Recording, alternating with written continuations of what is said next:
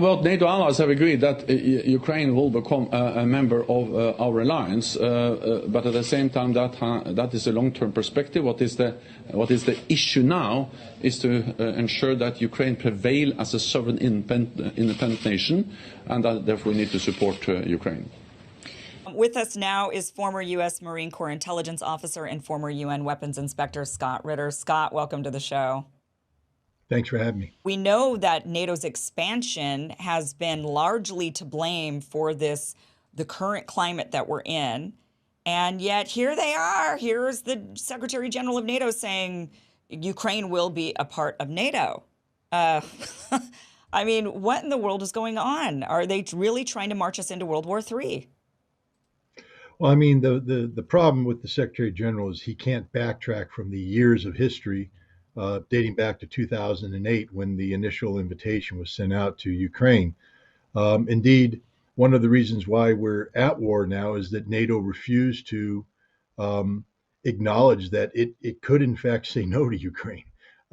Instead, NATO manufactured this open door policy, which doesn't exist. There's no article in the NATO charter that calls for an open door. It says that anybody who wants to join NATO must be considered by the complete alliance, which must evaluate the application based upon their national and collective security arrangements. To invite Ukraine into NATO at this juncture is to invite NATO into a world war with Russia. This is absurd in the extreme. But the good news is NATO will never be a member of NATO. I hate to break that news to Jan Stoltenberg and the Finnish prime minister, but NATO is on the verge of losing its gambit to use Ukraine as a proxy to achieve the strategic defeat of Russia. Instead, Russia has flipped the script, and they're on the verge of defeating the Ukrainian military. Jan Stoltenberg himself said earlier that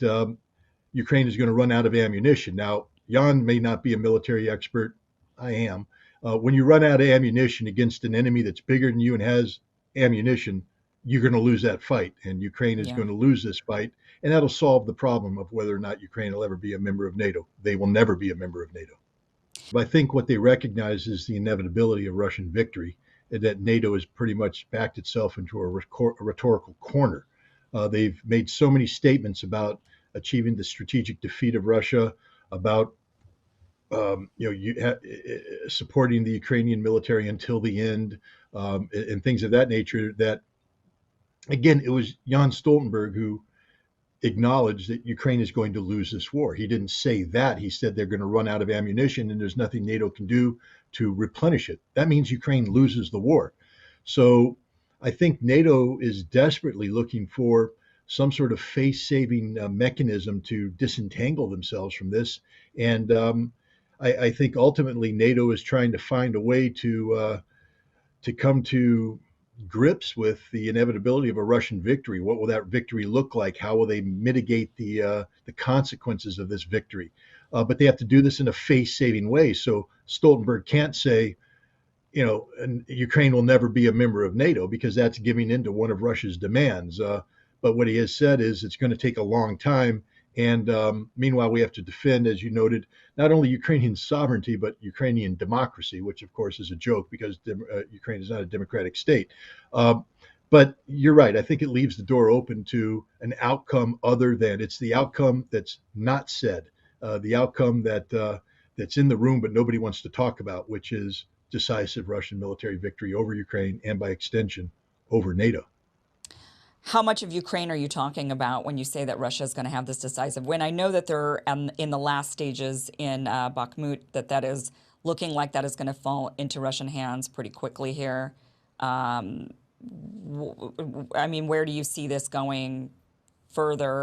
Are we talking all of Ukraine? Are we talking just the eastern side of Ukraine?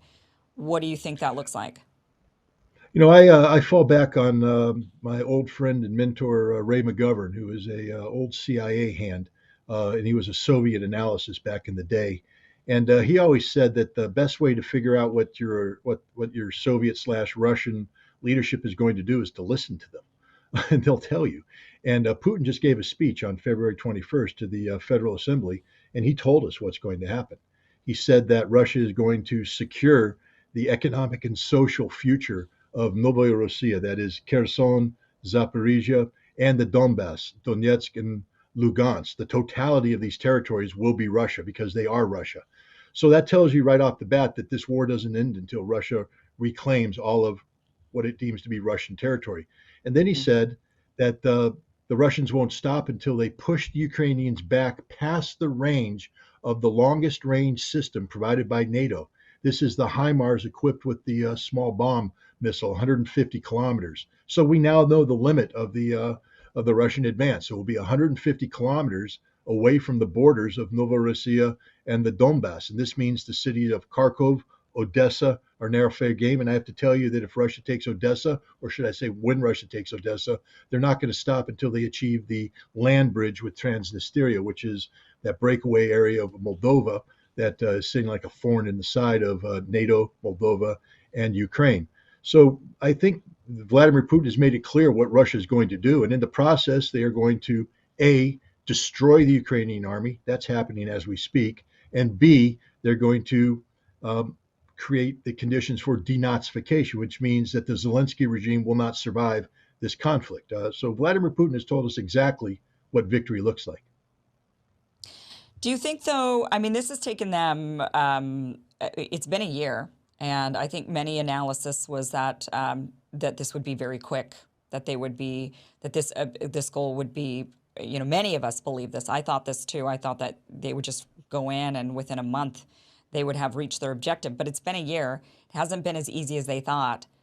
Is there a possibility that Ukraine pushes back? I mean, we've seen some offenses that Ukraine has been able to actually, enact and successfully so.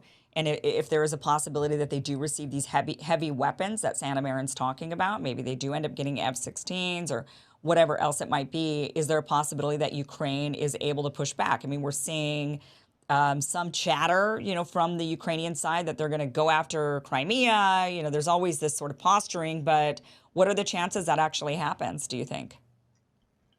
I think the chances of Ukraine taking Crimea are about on par with the chances of a snowball surviving in hell or me climbing Mount Everest, zero. The fact is, even though this war's gone on for a year, it's not been a homogeneous conflict. It's been in phases. I too was one of the analysts that said that if Russia engaged militarily with Ukraine and in war, that this war would be over quick. And I'm 100% convinced that I would have been right. But Russia fooled everybody by not going to war. They carried out a special military operation, and we now know what was their goal. Their goal was to drive Ukraine to the negotiating table for a rapid conclusion to this conflict. And they almost succeeded. If you recall, there were 3 negotiations in Gomel in Belarus in early March, and it led to what should have been a final negotiation where a peace treaty was signed in Istanbul on April 1st. But it was NATO that pulled the plug on that, leading to the second phase, which was Russia's attempt to use military forces to reconquer or to liberate, according to their terminology, the Donbass, Donetsk, and Lugansk. But they did so using the original complement of forces. Russia never mobilized for this. And this opened the door for Ukraine to reconstitute a defeated army, because their military had been largely defeated by the Russians by June of last year. They received tens of billions of dollars worth of equipment, and they were able to launch a successful counterattack against an overextended Russian military that had insufficient forces to carry out the tasks assigned. And they were able to get some good results, the recapturing of Kharkov, the right bank of Kherson. But that's it. They burned out their reinforcements. They have nothing left. Russia, meanwhile, mobilized 300,000 reservists. They brought in an additional 180,000 volunteers. They've assembled a force that is close to 700,000 now, well-equipped, well-trained, well-rested, against a Ukrainian military that's been depleted from 700,000 down to a little over 200,000. The number of dead is mind-boggling. General Cavoli, the commander of U.S. forces in Europe, said that NATO could not imagine the scope and scale of the violence taking place. And when he means by couldn't imagine, they're not ready for it. They're not trained for it. They're not equipped for it.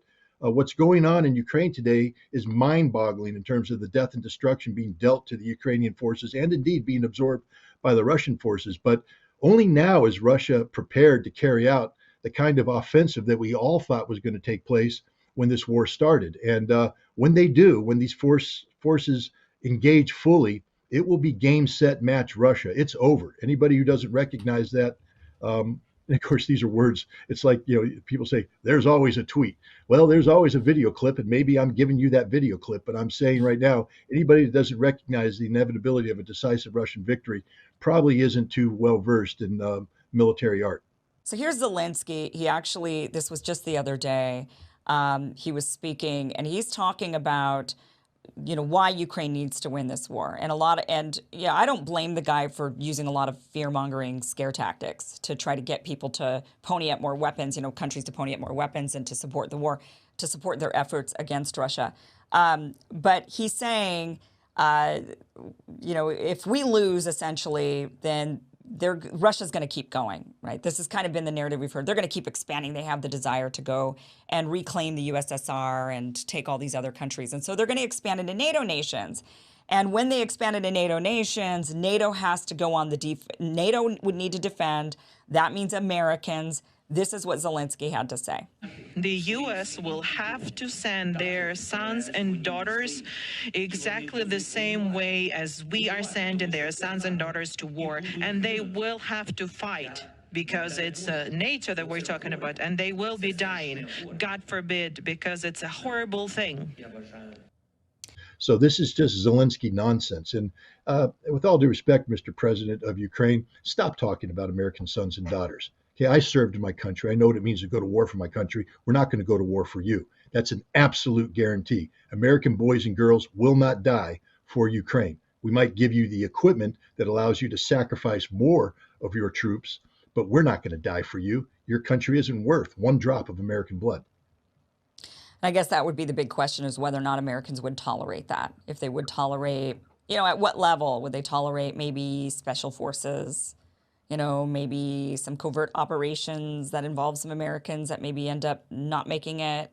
What do you think the threshold is? That's already happened. We know that there's CIA paramilitaries on the ground in Ukraine, and we know that the Joint Special Operations Command rotates commandos in and out of Ukraine, primarily for logistics and advisory capacity. They're not frontline troops, and there's the potential of them, getting caught up in a conflict and dying. But the notion that the United States is going to put an organized force of conventional, military power on Ukrainian soil to fight Russians is just absolutely absurd in the extreme. First of all, no U.S. military commander would permit it. As General Cavoli said, we don't have the capacity to fight this war. We need artillery. We don't have it. Our airplanes cannot operate in the kind of dense integrated air defense environment that exists over Ukraine and Russia. Our Air Force simply would be shot out of the sky. Our forces would run out of ammunition and die the way the Ukrainian forces are dying. And given the scope and scale of the violence, this isn't going to be about 10, 20, 30 Americans coming home in body bags. This will be thousands. In fact, the totality of the force that we commit. So no American general would say it's a good idea to put American troops on the ground in Ukraine for any reason. Yeah. Scott, thank you so much for your analysis. Thanks for being here. Former UN weapons inspector and former Marine Corps intelligence officer, Scott Ritter. Thank you so much.